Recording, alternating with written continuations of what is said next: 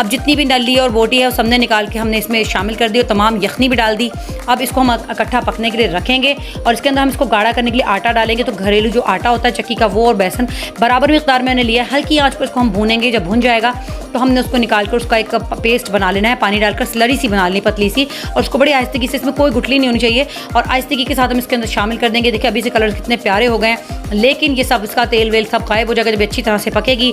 और देखिए गाढ़ी हो जाएगी तो गाढ़ी होने लगी है और मगर इसका सारा तेल गायब हो जाता है। तो इसके अंदर थोड़ी सी हरी मिर्ची और अदरक भी अच्छे से डाल देंगे और उसको हम आधा पौना घंटा हल्की आंच पे पकाएंगे ताकि खूब अच्छी तरह देखिए नलियाँ वगैरह सब गल चुकी हों। थोड़ी सी प्याज फ्राई करके इसके ऊपर एंड में भगार लगाएंगे। इससे एक बहुत ही ज़बरदस्त खुशबू आती है और उसमें तेल थोड़ा सा अच्छे से ऊपर आ भी जाता है।